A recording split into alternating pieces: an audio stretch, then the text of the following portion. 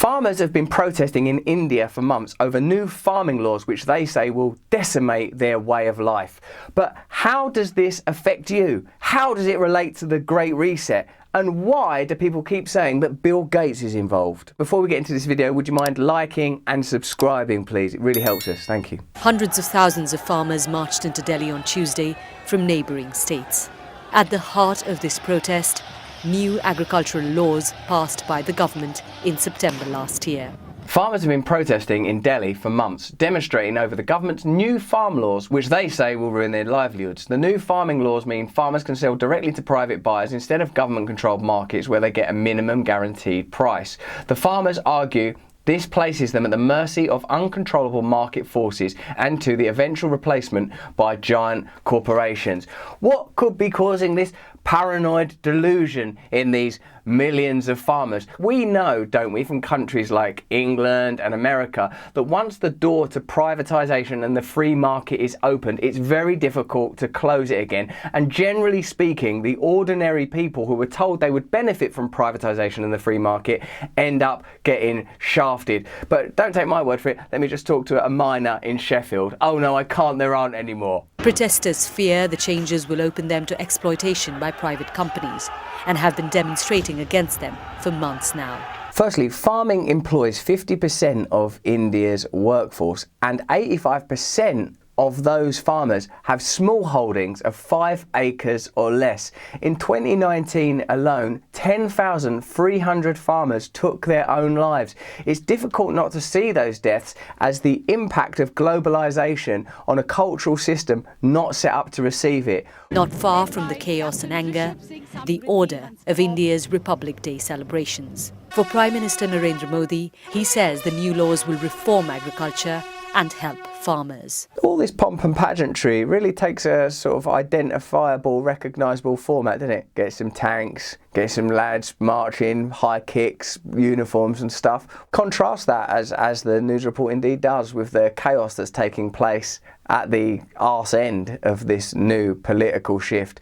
Obviously, there is a direct osmosis between these two states. This is, I suppose, what globalisation looks like. Opportunism, exploitation, further centralisation of power, further disempowerment of ordinary people. The incentives are not how can we help as many Indian farmers as possible, because if that was the incentive, part of the answer wouldn't include driving 10,000 of them to take their own lives in a single year. You've been an opponent of big multinational corporations, especially Monsanto, to name just one, because of what you describe as their nefarious influence on agriculture. Vandana Shiva, who hopefully will be coming up on Under the Skin as a guest, is an expert whose analysis has helped us understand this situation much more deeply and how it interconnects with a broader global picture about the centralisation of power at the cost of the lives of ordinary people. You know, the entry of corporations into agriculture is so wrong because the corporations only bring poisons. Most of them have roots in Hitler's Germany. Oh, good. Well, Hitler's Germany. Once a company's got roots in Hitler's Germany, it's difficult not to have some doubts about their incentives and objectives. In making gases to kill people in concentration camps. That was not their aim. Their aim was to give people enough. No, the aim was to make chemicals that kill people. After the wars, they said, why should we stop making these chemicals? We're making these chemicals now, just because there's not a war on. You mean we'll give up our precious chemicals business? Let's say now they'll kill pests, they will give fertilizer. Fertilizers were made in the same factories that made explosives. There must be something else we can do with the chemicals. They do kill people, though. Yeah, they kill people, but, you know, the war's gone now, so there's a lot more people around. And ammunition for Hitler's Germany. That's not the same goal. No, the companies are the same and the processes are the same. Also, the Nazis weren't going, ha, ha, ha, we're evil. They were saying, we're doing this for the benefit of the world. They're saying exactly the same stuff. So your rhetoric might change, but the goal does not. The materiality of a death-making chemical doesn't change when you say it's now for feeding the world. It's pretty clear that what she's saying is that there are deep entrenched problems at the root of these chemicals, their origins, and introducing them for the benefit of global corporations is obviously going to unsettle the infrastructure of a evidently quite fragile agricultural nation. So Monsanto came illegally, didn't take any approval, with the promise that they would increase farmers' incomes and have this magical technology to control pests. Well, the bollworm is now resistant. Farmers are in debt. Farmers are committing suicide. All right, there are some side effects. The bollworm is resistant. Farmers are now in debt and they are committing suicide. But other than that, these death chemicals are winners. The area's been ruined. The pollinators are gone. All right, we ruined the area a little bit. Yes, plants can't pollinate in the same way. But other than that, the death chemicals are winners. The groundwater's gone. We've also had some problem with the groundwater. Oh, right. All right. Also, the groundwater has been damaged. But other than that... So I save seeds. We brought organic cotton seeds back. We work with the Gandhi ashrams on hand spinning and hand weaving of this organic cotton. The economy in the villages where we work has jumped tenfold. It's a shame, isn't it? Like that basically our grandparents were right when they said, why don't you just keep things simple, stop watching that television, don't eat so much sugar, make your own clothes, have a hobby, connect to nature, get outside, turn the TV off. All that stuff was actually correct. It's more beneficial for us. In simple terms, it's moving into alignment with the conditions for which we are evolved and developed. The problem with globalizing, centralizing forces is they don't care for the individual in the way that we've evolved over millions of years. So we find ourselves in both economic, ideological and living conditions that are just not appropriate for the type of creatures that we are. We need to return to simple and slow living. We need to connect to the conditions that we evolved alongside, that we evolved to live in. Bill Gates is actually continuing the work of Monsanto. I've talked about how he's pirated seeds we have saved that tolerates salt and floods, and he says invention. This biopiracy is a bit like Columbus. Why do I call him today's Columbus? Because he's carving out new colonies. Many people regard Bill Gates as a philanthropist, as a person who does a lot, like the elimination of malaria. But as Vandana Shiva is now articulately explaining, obviously better than I could, with more wisdom and knowledge than I'm likely to accrue, that there could be alternative motivations for this apparent philanthropy. You say he has a strategy, a nefarious strategy, what you describe as philanthrocapitalism. In the episode of Under the Skin we did with Joel Backin, he also explained that good companies, inverted commas good, are bad and creating problems because they are now claiming to be more than profit-driven enterprises. They're sort of lifestyle companies, ideologies. This is true dystopia. True dystopia looks quite nice and has high aims. It's not cackling, draconian and overtly Machiavellian. It comes sort of clear, well-branded, apparently kind. But the objectives, if the objectives are the accumulation of power rather than the sharing of power, then you know what you've got. You're not saying he's using the wrong methods. He's pursuing a wrong goal with self-interest. You also attack Mark Zuckerberg, the founder of Facebook, saying they're all linked together. You're saying that powerful billionaires might somehow have shared interest. What could Mark Zuckerberg, the plutocrat leader of Facebook, have in common with Bill Gates, the plutocrat leader of Microsoft? I mean, what possible shared interests could these two guys have? I mean, this reeks a bit of conspiracy theory, doesn't it? People's frustrations and concerns about globalization are not properly addressed because the objectives of globalizing interests are very, very powerful and they align very neatly with the interests of the media. So you won't hear negative opinions freely expressed because that's what power does. Power eliminates opposition. We stopped Mark Zuckerberg from trying to get into Indian agriculture. It was a big mobilization of people who believe in the open internet. What did he want to do?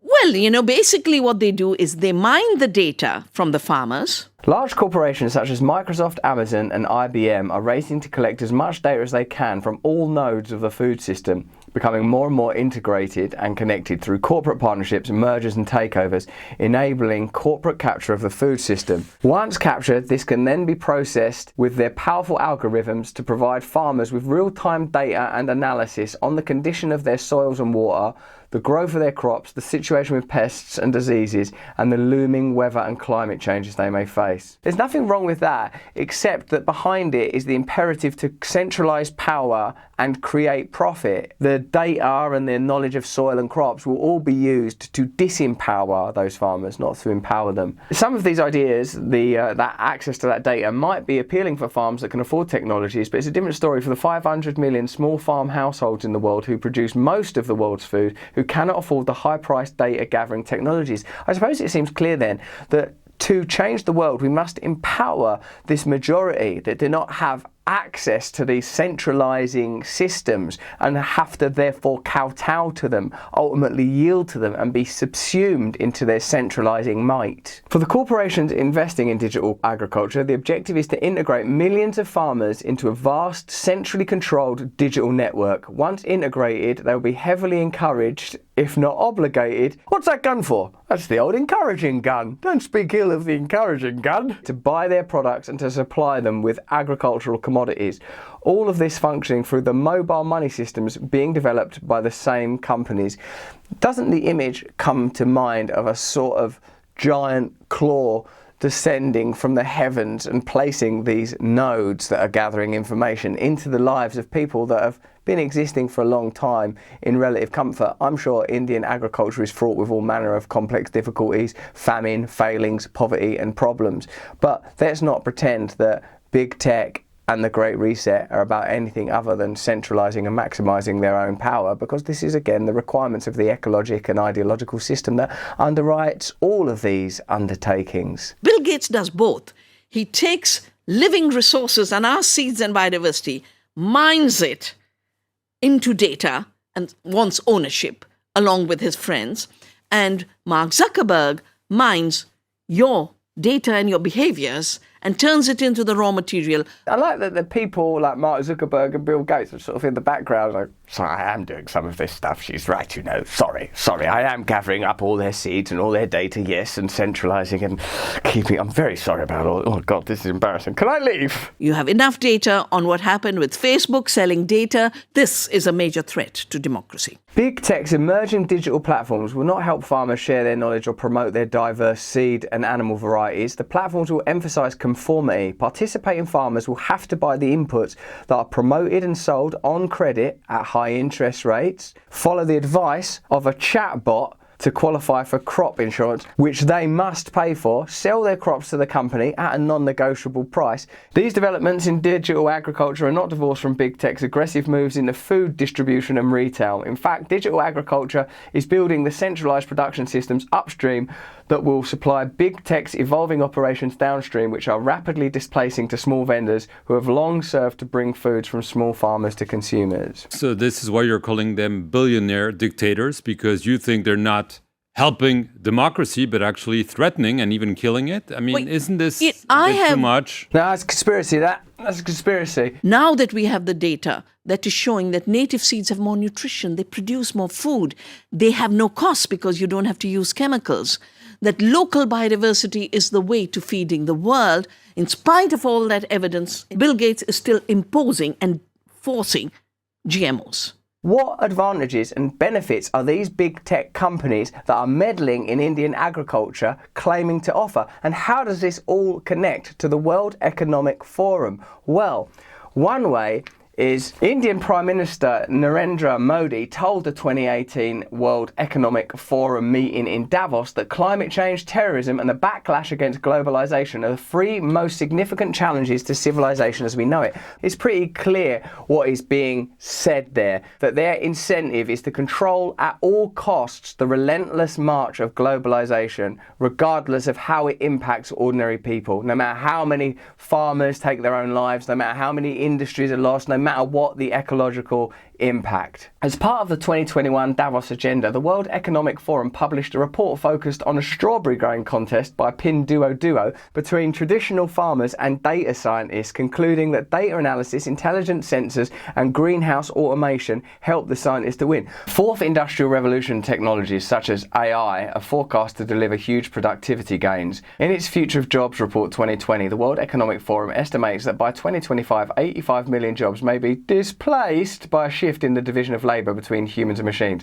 That sounds like 85 million jobs are going to be lost, while 97 million new roles may emerge, they might emerge, that are more adapted to the new division of labour between humans, machines and algorithms. Of course, none of us would seek to impede the progress of technology. What a beautiful, glorious thing it can be, what incredible advances we've been granted by it. But the idea that these centralised forces, these big tech corporations, who we know from their behaviour, by their fruits shall we know them, behave in a particular way, should they be entrusted with overseeing this project when they have an obvious and explicit incentive to generate profit at all costs, at any costs? What we're seeing in India with these protests is ordinary people recognising that the culture that they have created and built, their way of life, built over thousands of years, is being decimated and destroyed to afford the space for big tech corporations to enter into their lives, centralise power and control it.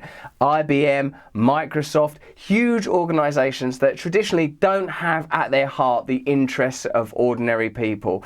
If there's anything I missed in this video, and God knows there must have been, please let us know in the comments. We check them and we reply to them. Please subscribe to this channel. Please like, please follow us, and let us know if there's anything we missed or anything you'd like to see covered in more detail.